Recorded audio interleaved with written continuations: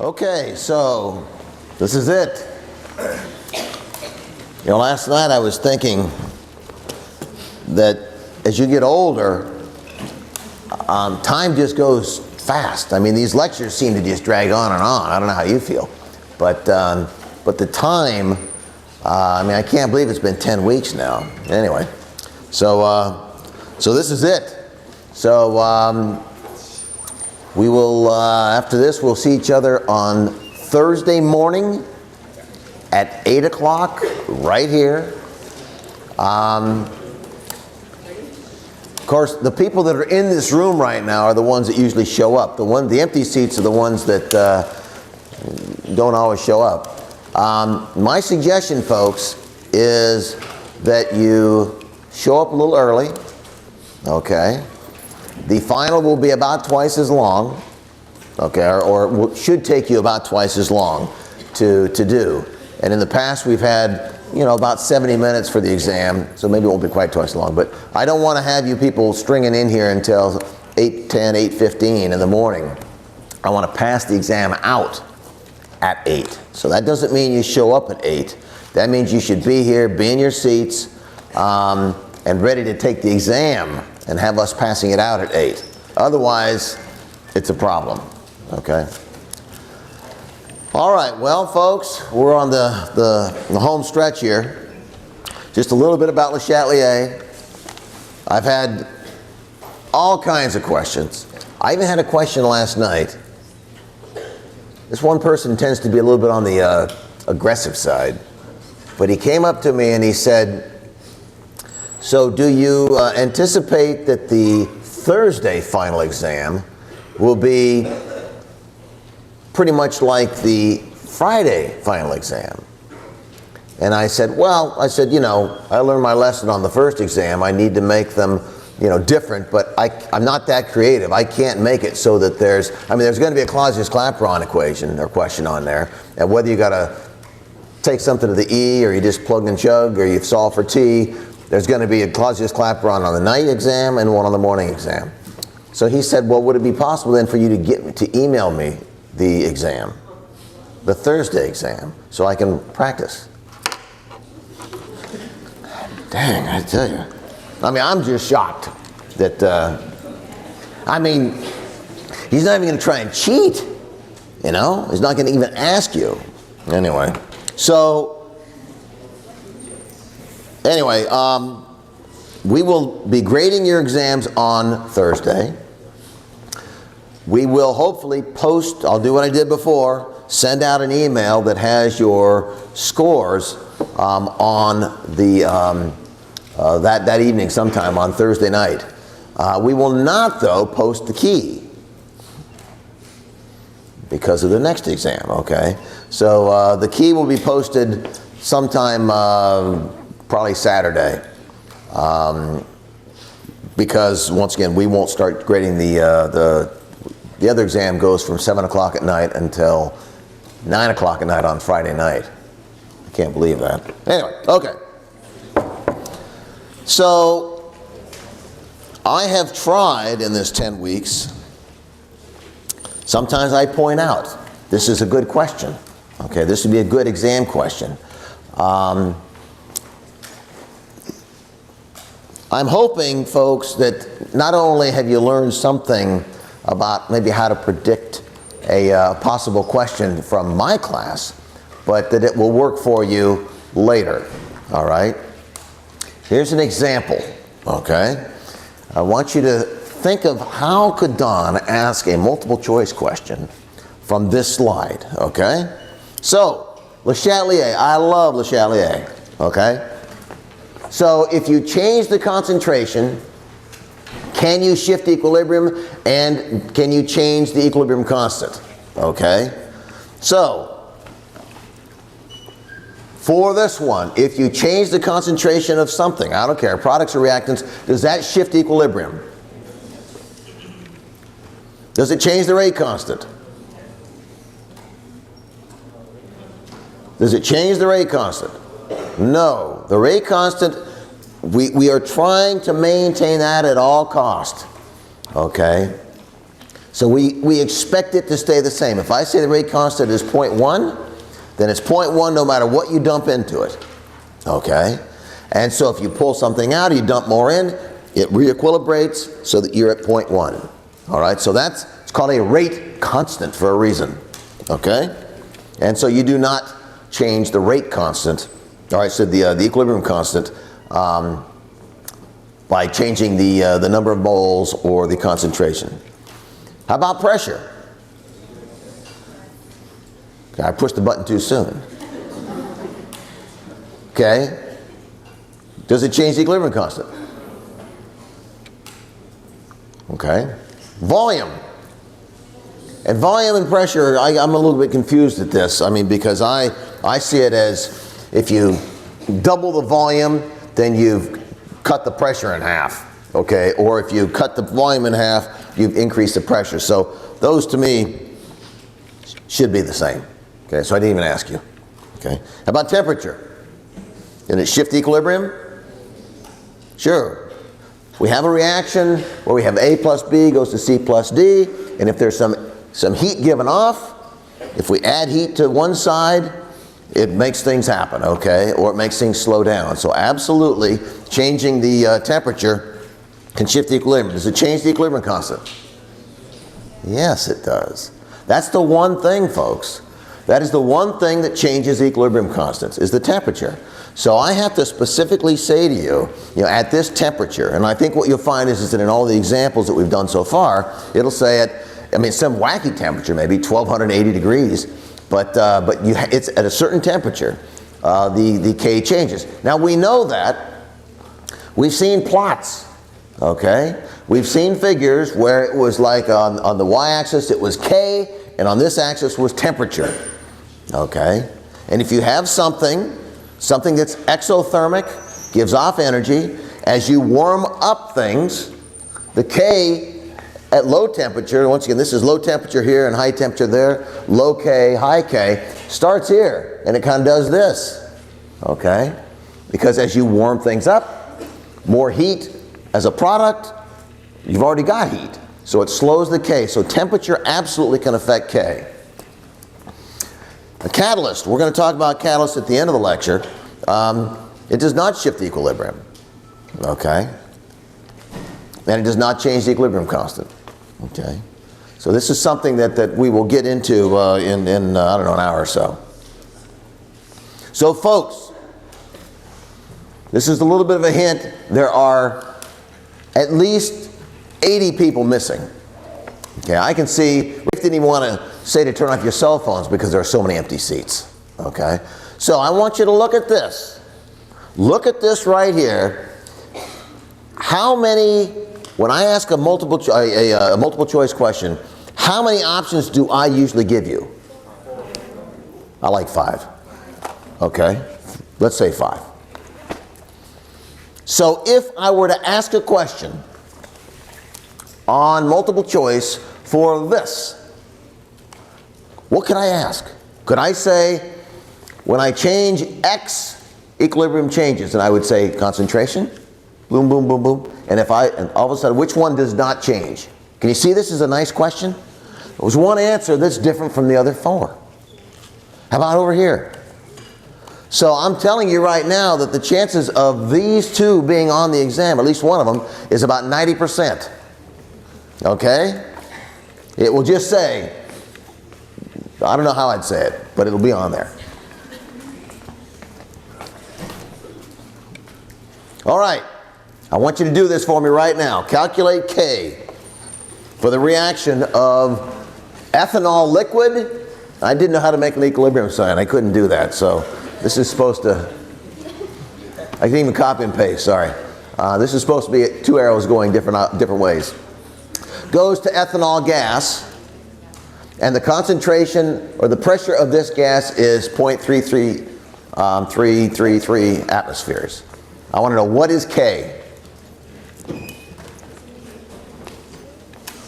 You got a liquid on one side and a gas on the other.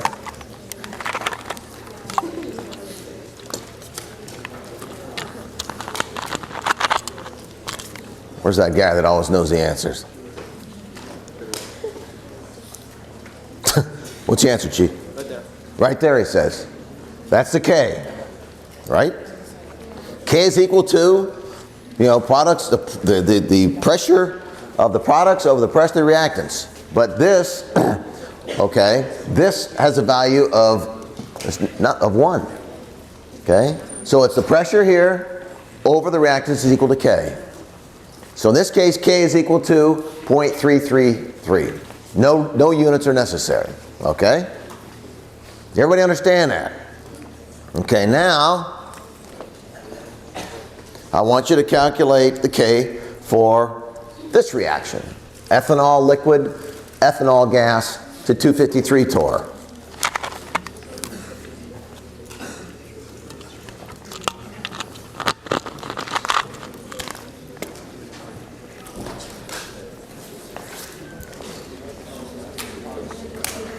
Who's got an answer? What is it, Reese? He says it's 0.333. What is with that? Why isn't it 253?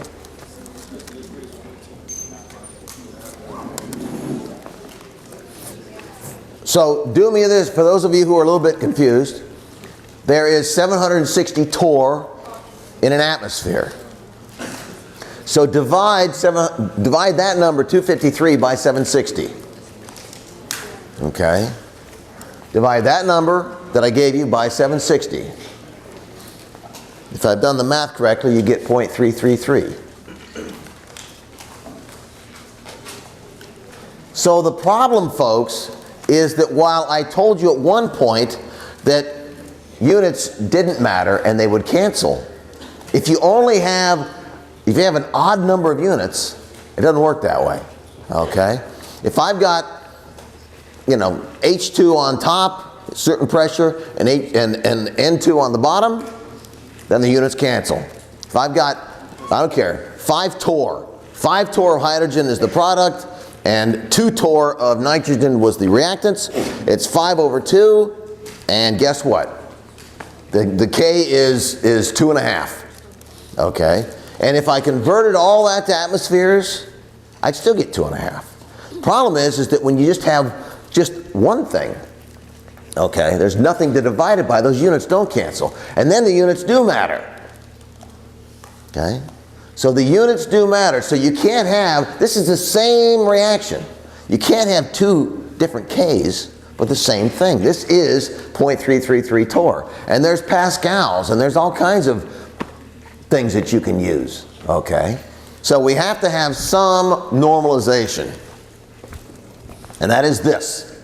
Okay? I suggest that you either commit this to memory or try and understand the concept. For aqueous, it's 1 molar. Okay, 1 molar are the parameters to use here. This is the reference state. The activity here is the number of moles over 1 molar. Or sorry, the molarity of whatever it is divided by 1 molar. Okay? For gaseous, it's the atmospheric partial pressure. The partial pressure is in atmospheres. Now, folks, an atmosphere is the same as a bar. Okay? But I don't use bars, and I don't use pascals. Okay? I use atmospheres, and I use torr. So it's very possible you'll get a question that says something in torr, and it's something or you're going to get in atmospheres. Okay? If I give it to you in atmospheres, then you're good to go. So once again, when you set up an equation for K, you must use atmospheres. Unless you have the same number of moles on top and bottom. Okay? And what I mean, folks, is that if you've got A plus B goes to C plus D, and A and B is equal to C and D in terms of the coefficient, then everything cancels out. But gases are this. For liquids and solids, folks, it's a 1. Okay, so on that last thing, we could say products would be in the partial pressure. We had a 0.333. Okay, the liquid, so it's going to be K is equal to 0.333 over and we had a liquid over 1. If you want to keep track of all your P's and Q's there, that's what you would do. Okay, so it's very important for you to understand that there are times you can use torr, and there are times you cannot use torr. There are times you can use millimolar, and there's times you can't use millimolar. All right, so we're going to talk more about delta G today. So that other stuff was more K-equilibrium and all. Delta G is equal to, the overall delta G is equal to the delta G of the products minus the delta G of reactants, okay? For everything except for one thing, it's been products minus reactants for 10 weeks, okay? And that's pretty much how it's going to stay. Products over reactants. So the reactants, this is an energy diagram, folks. If this is energy this way, I'm not sure what's this way, maybe time. The reactants have an energy here. If they actually do this and the products are lower in energy, what that means, folks, is that the products are lower in energy, but right here is a big plus heat. Okay? If this is actually lower than this, then it's this, the energy had to go somewhere. Okay? The energy is going to be products plus heat. All right? So in an exothermic reaction, it looks like this. Endothermic would be from here to here.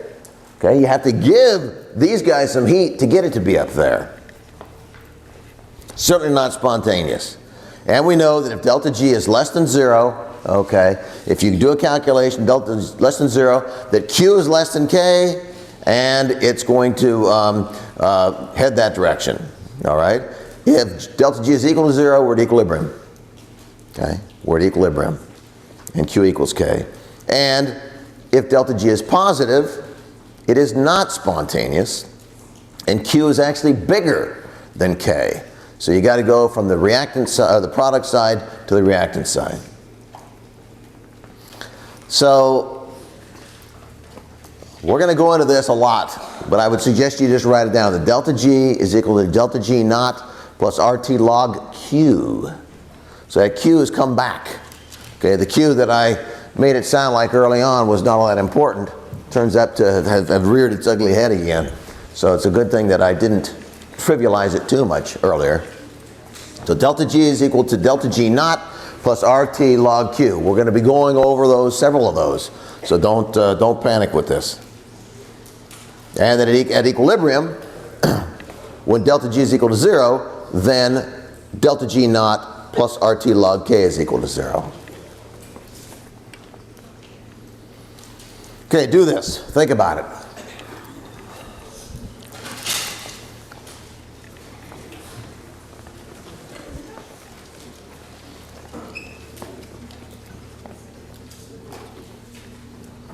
What are delta G and K at equilibrium at 25 degrees C for this? Well, last night I said, well, it's obviously this, but it's wrong. Okay. I went through this big explanation of, well, if I had just water sitting here, is it boiling? Look at this. Doesn't that look like it's boiling to you? That looks like boiling water to me. So I said, oh, well, it's obviously at 25 degrees isn't boiling. Okay, and therefore water would rather be liquid than gas at room temperature, so that obviously delta G must be equal to 0 or greater than 0. Turns out the key word right here is equilibrium, folks. Equilibrium, delta G equals 0. Do not forget that. So don't read these problems on the exam so fast like I did last night that you screw up. Okay, that's the key. If something is said at equilibrium, folks, it could cut out a whole lot of work that you need to do.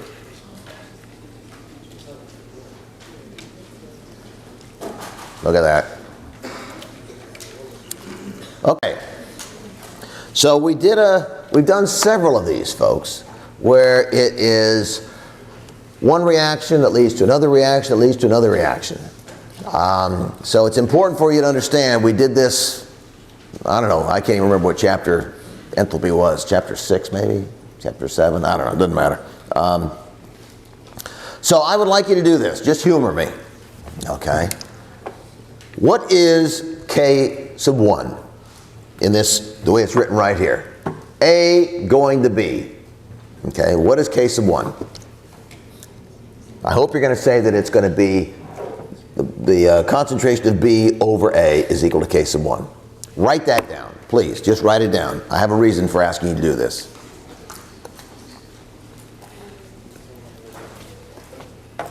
So here we have A going to B is K plus 1. So now I want you to write down what is K sub 2.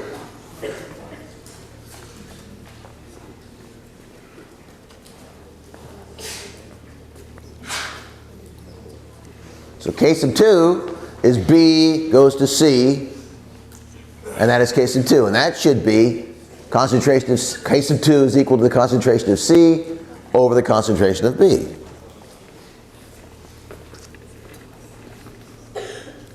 And how about this one?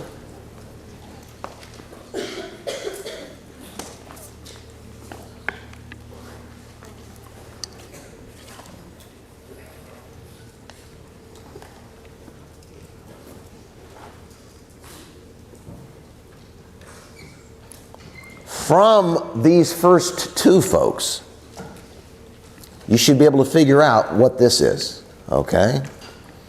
So if you do, so now just write K1 is equal to B over A, and K2 is equal to C over B, okay? Multiply those two together.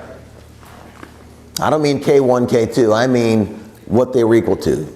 Okay, so K1 is equal to B over A, okay, and K2 is equal to C over B.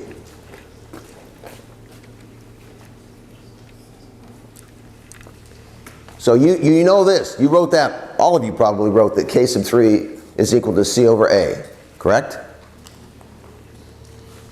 But what I'm saying is that you can show yourself that that's the case, because to get there, from A to C, you knew that B over A was equal to K1 and C over B was equal to K2. So look at this. For this first one, K1, B over A. B over A. That's K1. K2 is C over B. That's K2. And then look at these guys cancel. They cancel. So you're just left with C over A. All right, so you can sort of work that way. So in this case, to find K sub 3, you just multiply K1 times K2 is equal to K3. For the enthalpies of those reactions, you add them, okay? So H sub 3 is equal to H1, delta H1 plus delta H2. So folks, this encompasses quite a few things, okay? It encompasses the equilibrium part. This part is to sort of refresh your memory on what we did in chapter 6 or 7, whatever it was. So don't forget how to do this type of thing. This is like a little bit of, not like a Hess's law, but it's I love Hess's law. So once again, it's just sort of playing with these things. All right.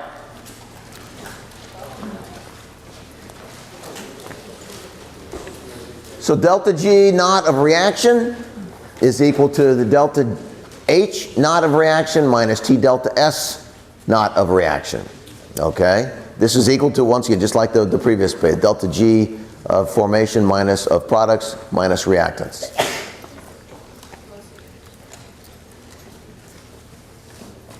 And I wish I had been able to write something up here, but this, if you remember, folks, that delta G of reaction is equal to minus RT log K. Okay? And all this is a rearrangement of that. Okay? In fact, let's do this right now. Write this exact thing. Okay? And now we're going to do something in reverse. We're going to do something in reverse of what we've been doing. So you write that. And then I want you to take the log, the natural log of both sides. The natural log of both sides. That's ln. I suggest you write this down. I mean, maybe you got these kind of brains that allow you to visualize these things. That's wonderful. Just you can't visualize on the exam. I need to see it. So make sure that you're good going from visualization to putting it on the paper. So what is, if we take the log of both sides, what do we get? What do we get? log K is equal to? Log negative delta G over RT. That's right. Okay. So what you're saying is that you just do this, you just take the log of this, makes this a log K, take the log of this, and you just end up with this. Okay? So you only have to memorize one thing, folks, okay? I tend to memorize that delta G is equal to minus RT log K. But you can play with it any way you want. So folks, if I give you a K, and I say, calculate delta G naught of reaction, that's how you do it. Okay, so look at this right here. R is a constant. T is not a constant. Delta G naught is not a constant, and this isn't a constant. So if I give you 2 or 3 things here, you can figure out different things. Okay? So once again, this is a nice way, whether you want to memorize that or not, as long as you memorize that delta G naught of reaction is equal to minus RT log K, they both work.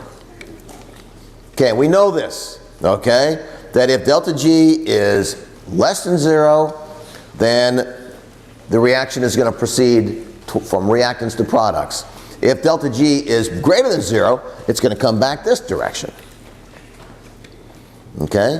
What happens if we increase the temperature in a case where delta G is less than 0? Think about it. Okay? Folks, I want you to, I've had students come to me and they say, I can't visualize this, or I can visualize this, but I can't mathematically solve this. There are some times when you can do it both ways. Okay, when you can visualize it and you say, okay, I can understand this, and then there are other times that you can actually prove it to yourself mathematically. All right? Some of you have stronger math skills than others. I just want you to think about this. If you've got something like this, delta G is negative. What usually does that mean? Not always, but it usually means that there's some heat generated. Okay? Remember, heat given off, negative delta H. Delta G is equal to delta H minus T delta S. So if you've got something that is favorable, okay, and it's spontaneous, then there oftentimes you have heat that's given off. Okay? So as you increase the temperature for something like this, is that going to make the reaction go faster or slower? I heard faster, but it's slower. Okay, K decreases. Okay? And if you remember, we had a plot of delta G versus temperature. And on something that was exothermic, it looked like this. Okay? The higher the temperature, the delta G decreased. All right? Or there's another one with K like this. So K was here and temperature was here and it went like this. Other ones it went like this. So if you have, folks, if you have heat that is generated, you need to think of this as adding heat right there. Okay? If you have heat right there and then you add heat, is that going to force things in this direction or this direction? It goes back this way. Okay? If I add, all of you I think understand, if I double the amount of D, does the reaction tend, if it's at equilibrium, I add more D, which way does the reaction go? Okay. So if, folks, what you don't see, because we don't usually put it in there, is heat. Heat is over here, and it really should be figured in on this equilibrium constant. Okay. So if we have heat, and now we're at equilibrium, and I add more heat, what happens? Okay. So folks, if you increase the temperature, K tends to decrease when you have a delta G that is smaller than 0, and it'll increase here. Okay? You decrease the temperature, then these things just flip. Boom, boom. So once again, I want you to, I've showed you figures, I've showed you plots. I want you to try and understand this. This is just a conceptual thing. There's no math involved here, aside from the fact that you know that the K equilibrium for this is, C, whatever the coefficient is, C, concentration of C times the concentration of D divided by the concentration of B and the concentration of A. So if you have something else here, if you add something here, it tends to come back this way. If you add something on this side, it goes that way. So delta G is not as simple, at least it's not simple for my brain, and I don't understand why I struggle with this.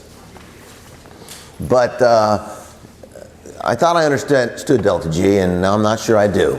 So, so the delta G of reaction, okay, and once again, this is the molar, is products minus reactants, okay? So I've written this, okay, that the value of delta G at a particular stage of the reaction, okay, once again, we've had plots where it was delta G and time, and you remember how I had one where I said, okay, this is all the reactant side starting here, and the products, pure products there, pure reactants here. We add stuff in, and this is like the reaction, the progress of the reaction or whatever on this. And this was delta G. And we had a delta G that kind of came down like this, and right here it hit 0. This was where equilibrium was. Okay, so folks, on this screen right now, if this is where equilibrium is on this scale, okay, there's equilibrium. Do you think we have, are we favoring the reactant side or the product side? Reactant. Doesn't mean we have product. We have product, right? Because this is about, I don't know, a third or a fourth of the way there. So we have some products, but we have more reactants. How about now? I think we're not quite half. How about now?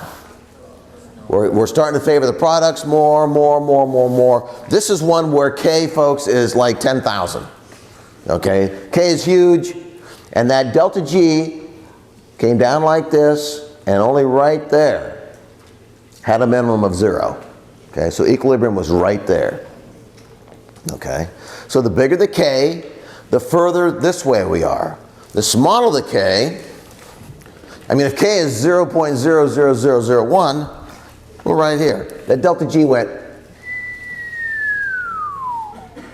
and had a minimum somewhere right here or up there. It doesn't matter where the minimum was.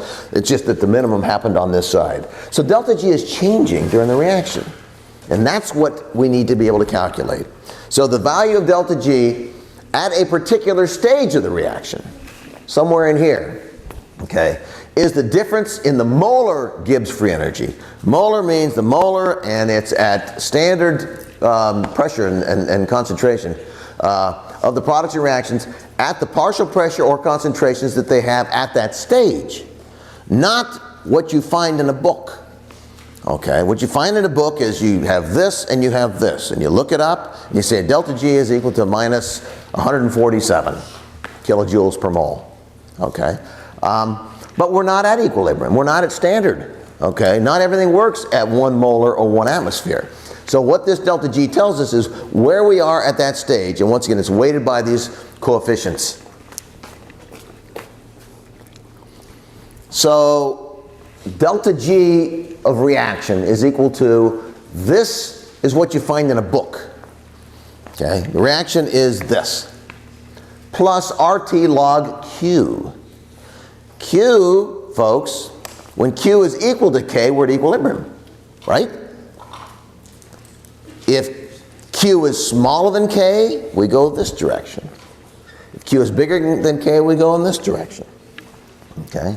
So Q tells us something, and so that the delta G, this is like what you really get. Okay? You remember how we talked about delta H? Okay? Delta H is the heat of reaction. Problem is that does not really tell you whether it's even spontaneous or not. Okay? Delta H of a negative value means it's exothermic. So you got a delta H of 100 kilojoules per mole. But that didn't tell us how much we got out. We had to invoke entropy. And entropy is very dependent on temperature. So then we came up with delta G, which is the Gibbs free energy, which is delta H minus T delta S. So now, in order to tell whether something is spontaneous, you have both the enthalpy and the entropy. Okay?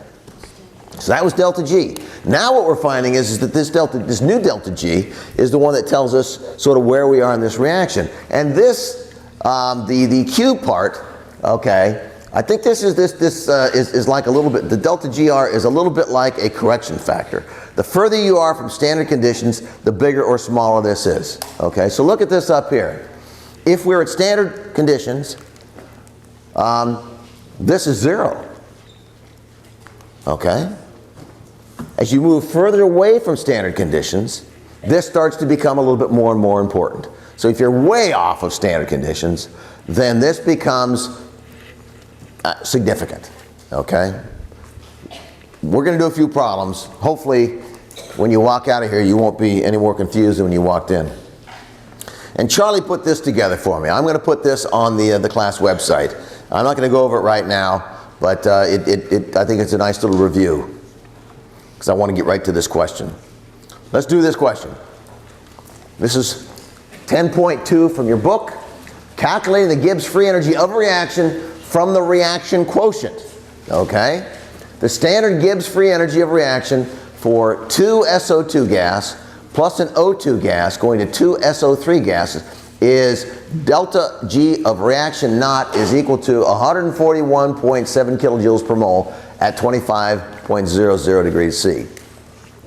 What is the Gibbs free energy of reaction when the partial pressure of each gas, this, and this, is 100 bar, which is 100 atmospheres, folks, okay? 100 atmospheres, okay? Let's answer that question first. So what is the delta G of reaction, okay? Well, what is the Gibbs free energy of reaction when we have this? Now, you're given the standard free energy. So remember, it was delta G of reaction is equal to this plus RT log Q. It's a new reaction, so I'll give it to you. If I had just copied and pasted this, I'd have that reaction here. So don't forget, delta GR is equal to delta GR naught, which is right there, plus RT log Q.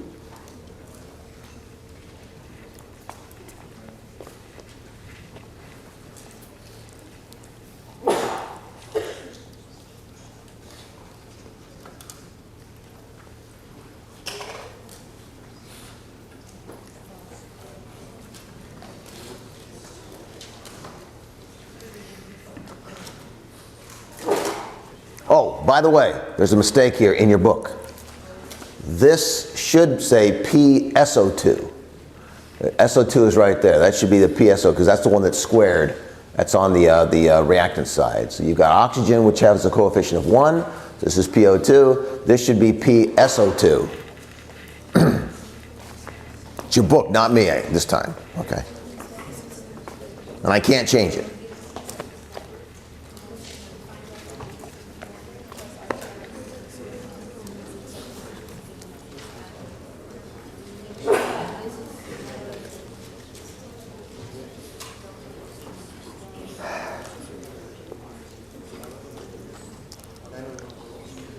Okay, so Q, folks, that part that is sort of the correction factor, is 0.01. All right?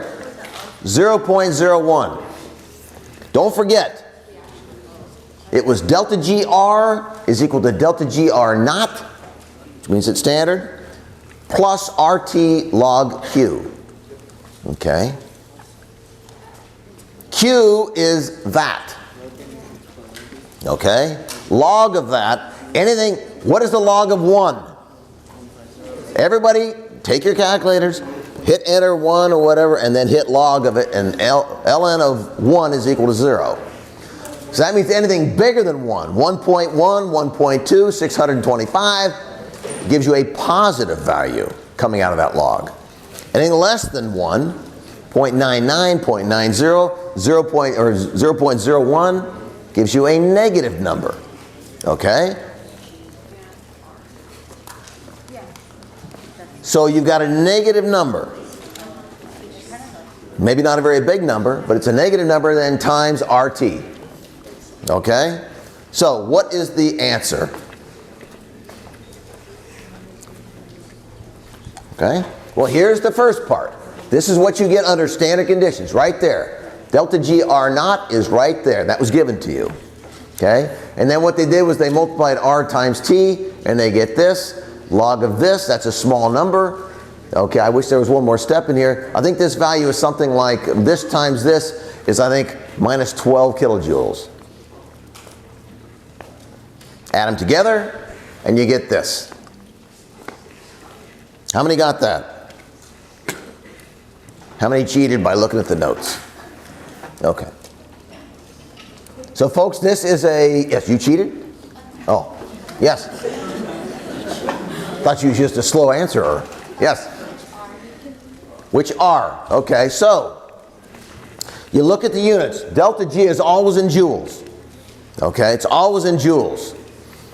Enthalpy is always in joules. And so the R that you would use for this is the R that has joules in it, which is the 8.31. Okay, 8.31 joules per degree mole. So you have that in there, you multiply by T. Since you had per degree, the T's get rid of each other and you're just left with kilojoules per mole.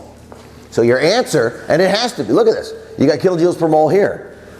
You have to have the same units for this to give you this. Now don't forget, that is in joules. The R is in joules. So you've got to divide by 1,000 if you're going to add to this. What you do not want to do is to say, okay, this is that this part is 2,479 joules is what it is. You can't add 279 joules to this and come up with 2,000 and something. Okay, you've got to convert this to kilojoules. And then this is the answer. So folks, what this says, yes? For the test, are you allowed to use a graphing calculator? So I sent everybody an email this morning, and I said no graphing calculators. We're going to check at the door. I know, I'm not happy about this, but I got some emails from people telling me that they overheard people who said they're going to cheat, that they're going to put calculations, they're going to put equations and stuff in their calculators. That's what I heard. I told the class last night they could use graphing calculators, and now I'm saying no. Go to Target, go to the student store, buy a $10 scientific calculator, which still can do a whole lot more than how I know how to use them. I'm sorry, folks. I wish it weren't this way. But think of it this way. If people are actually going to program equations and things into their calculators, they're going to get a better score than they deserve. And since this class is graded on a curve, that means that their cheating is going to maybe put them above you. And I do not want you to suffer. So there's the cost-benefit analysis here. So you got to spend money, $10, okay, which I prefer you not have to spend, and you have to get used to a new calculator. I'm sorry. I don't know. What would you like to do? No calculator? No calculator. There's a concept. So, no graphing calculators. Sorry. None. Okay, so look at the difference. At standard conditions, this would be negative 141 kilojoules. But under the conditions that we were invoking on this, it went up even greater. Okay, it decreased even more. So this is what we've got. Okay? So, to try and convince you of this, before we had 100 atmospheres for everything. Okay? Do it with 1 atmosphere for everything. 1 atmosphere. Do it. I'll go back to the previous page. All products and reactants are at 1 atmosphere.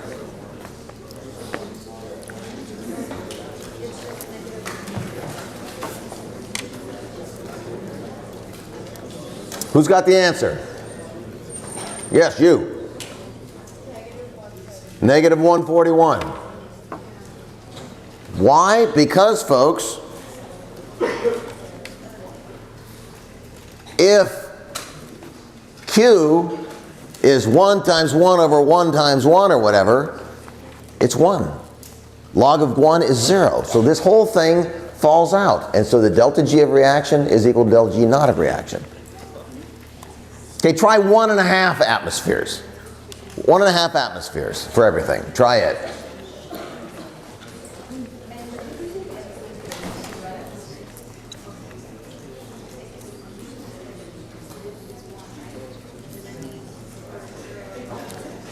So 1.5 atmospheres. Oops, where'd they go? So it's going to be 1.5 squared times 1.5 squared times 1.5. So I think your answer is going to be 1 over 1.5. Q will be 1 over 1.5. Because I got a square there and a square there, so those just cancel. So it's just going to be 1 over 1.5. What is the log of 1 over 1.5?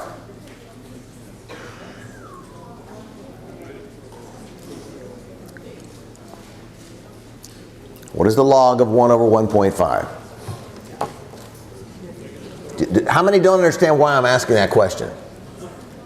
Yes? When you're doing the reaction quotient, when you have 1 over like 1.5 and that's 1 over ATM, which is like the unit, you can't take ln as a unit. No, I already said. Okay. So once you put things into this standard state, okay, there are no units. It's all divided by 1 ATM. You're right. We have to kind of do that. Otherwise, you're right. You end up with, unless you have the exact same number of moles of gas, then you end up with a unit in the log. So it's everything. It's going to be 100 atmospheres divided by 1 atmosphere. Gives you 100. That's why there's just hundreds here and no units. Yes? For the delta G on the next slide, do we have to always remember kilojoules per mole, or can we do joules per mole? I don't care what you give me. But don't forget, they got to be the same. Okay, if you want to give it to me in joules, then you've got to multiply by 1,000. That 141. So that's a big number. Okay, so what is Q? What is the log of 1 over 1.5? Negative 4 something, huh? So what is that then? What if we then plug that in? What do we get for the RT log Q part? So, right there, what do we get for this? Negative 1. So negative 1 is what we get if we have a half of an atmosphere, 1.5 atmospheres. Okay? 1.5 atmospheres is pretty darn close to standard. And therefore the correction, this whole thing is negative 1. Whereas at 100 atmospheres for each thing, it was a negative 13 or something like that, 12. Okay? So once again, this is the correction factor. This is the correction factor. Says the further we are away from standard state, the bigger this thing, or the bigger or smaller, depending, this is going to be. Okay? So hopefully you understand when and how to use the delta G thing. Do this one. Predicting the value of K from the standard Gibbs free energy of reaction.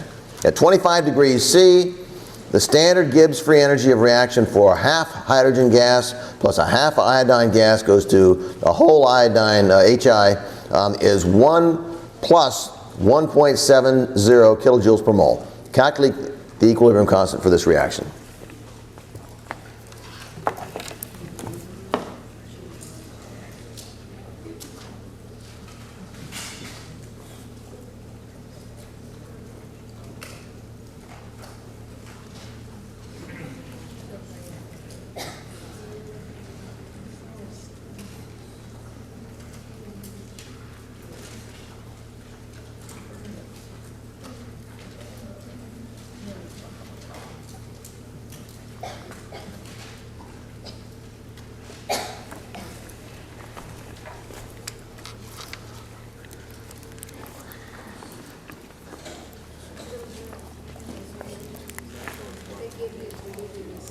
So you've got temperature and you've got G.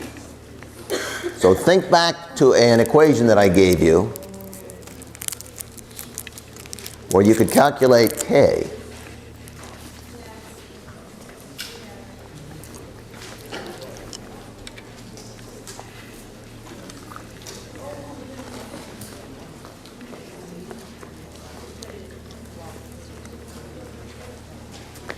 So log K is equal to minus delta G R over, or delta G of reaction over RT. So you've got this, you know what this is, and you know what that is.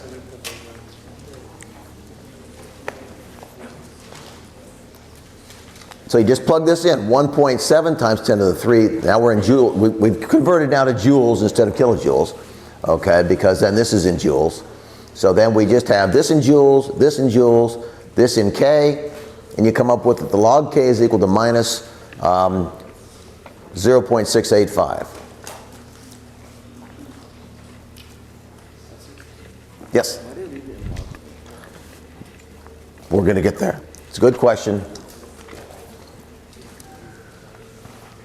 Okay, so what they did was they just went ahead and solved. They remembered the equation, okay, that they sort of rearranged it, because I always remembered it as delta G is equal to minus RT log K. But it doesn't matter. Remember it however you want, and just plug stuff in, and then you just solve for x. All right, so in this case, they did it where log K is equal to this. Okay, now, I want just what K is, not what the log of K is. So I just take this side to the e power and this side to the e power. There's a button on your calculator for that. And you get this. E to the log x is equal to x, so K is equal to 0.5.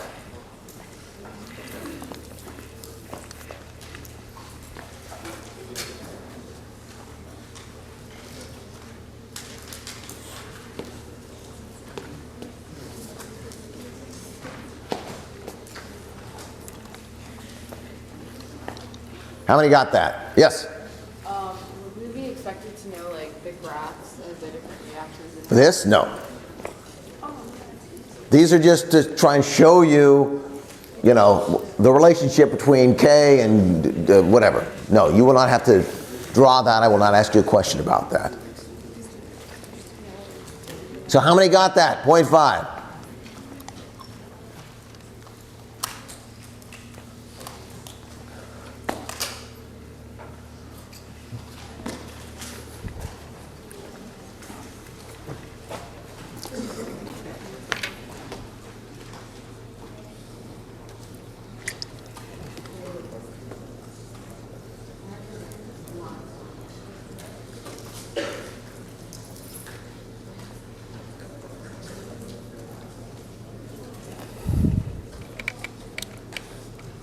Don't forget this. Okay, do this one. Suppose that in an equilibrium mixture of HCl, Cl2, and H2, the partial pressure of H2 is 4.2 millipascals. Once again, I'm not going to give you millipascals, I'm going to give you atmospheres, or torr. For Cl2, it is 8.3. What is the partial pressure of HCl at 500 degrees K? Given that the equilibrium constant, so you're given the equilibrium constant, is 4 times 10 to the 18. And here's the reaction. H2 plus HCl goes to 2H, or plus Cl goes to 2HCl right there. That's your equation right there. So you want to calculate the equilibrium composition. So what we're asking for is, what is the partial pressure of this? Okay?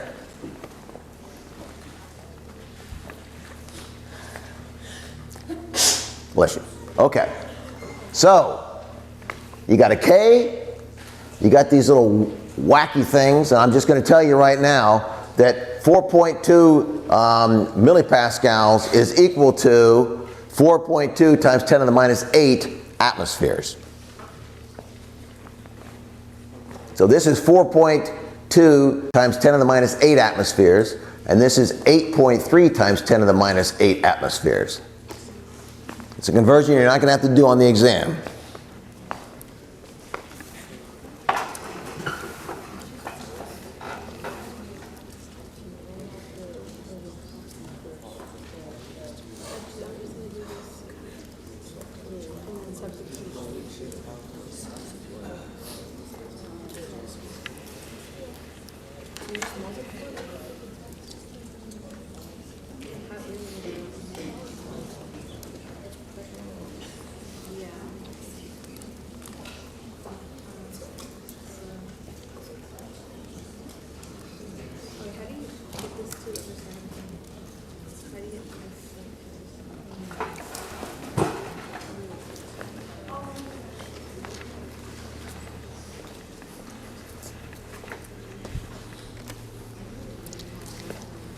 Okay, so what we know is that K is equal to the pressure in atmospheres or squared over the pressure of hydrogen times the pressure of Cl. Okay? So we can rearrange this and say we want to know what is the pressure of HCl. So we just take the HCl, we move these guys to the other side, and we just say that the K is now equal to the pressure of hydrogen times the pressure of Cl2, okay? And they do too many steps for me, but because HCl is squared here then they take the square root of that whole mess. So here you got the pressure of HCl is equal to, this is the value you are given for the K, this is the pressure of the hydrogen, this is the pressure of the chlorine, and because we're looking for this is a square, we take the square root of that, and it's equal to about 120. So K is equal to about, I think I got 118. Yes? So whenever we search for K, the pressure has to be ATM. Pressure has to be ATM. Yeah. ATM is a bar, okay? However, if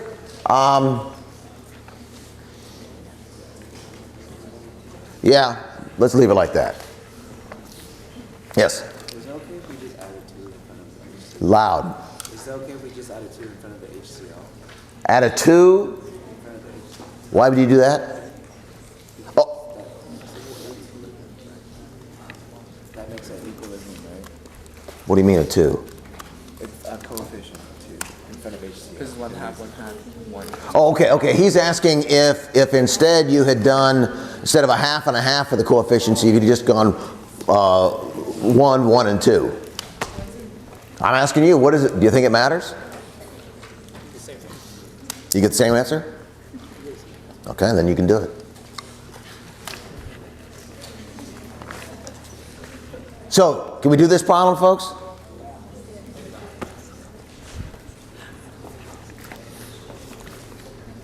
Okay, let's do this. This is an easy one. All we're doing is we're trying to figure out Q. Unfortunately, we're doing Q.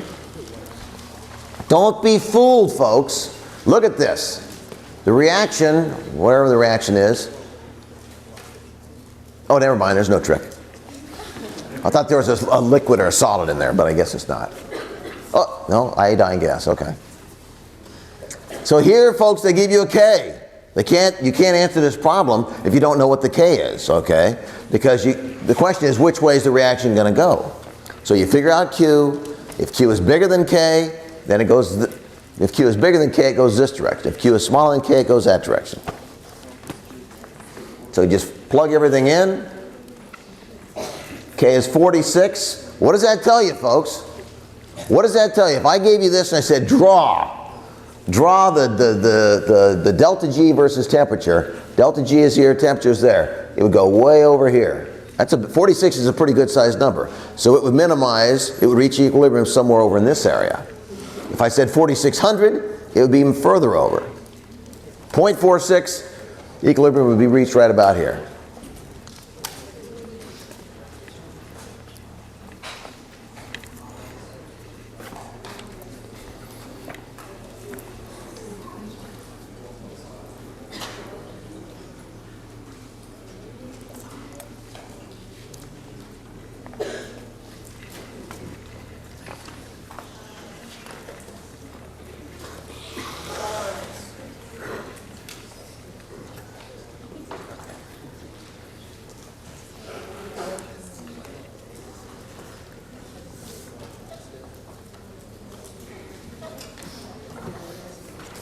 So in this case, folks, we end up with a Q of 1. Q of 1, K of 46. Which way is the reaction going to go? Toward the products. That's right. So folks, I'm not trying to confuse you, but on a question like this, where you have the same number of moles, you got 2 moles of gas on top and 2 moles of gas on the bottom, if I'd have said that all gases are at a pressure of 55 torr. 55 torr. Okay? Instead of 0.55, guess what? You got torr squared, you got torr times torr, you got torr squared. Everything cancels. It's still going to be, 55 squared over 55 and 55. You still get a Q of 1. Okay, so you don't, in some cases, you don't have to do the conversion. You just have to do the conversion when there are a different number of moles on top and bottom. Okay, so the reaction is going to proceed toward the products. Something quick about catalysts.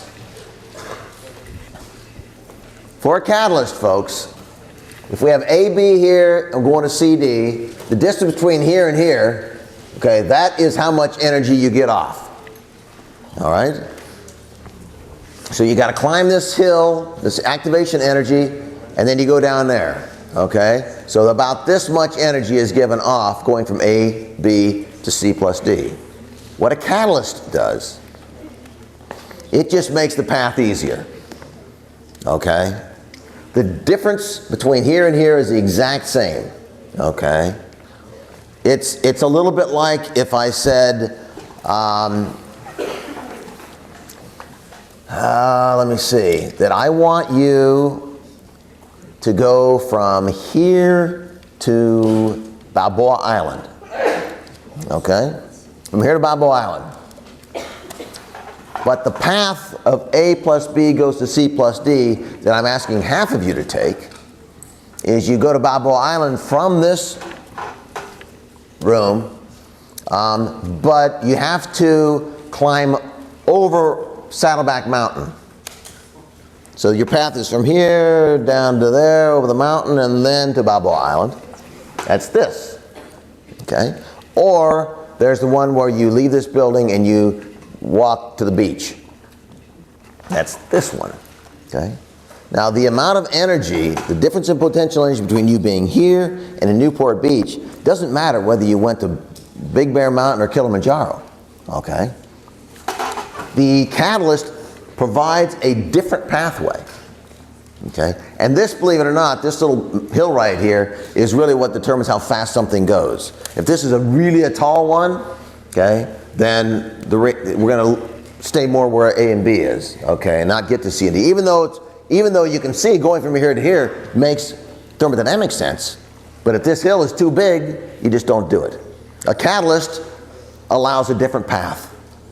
So in engineering, folks, using a catalyst for this can sometimes save you millions or billions of dollars, or make you millions and billions, because you've actually been able to come up with a way to turn, sand into gold, okay, or coal into diamonds, okay. Coal to diamonds, folks, this goes way up there, okay. If you could come up with a different way to make diamonds, good for you. So it doesn't change the K, nor does it shift the equilibrium in the system. It just allows a different path.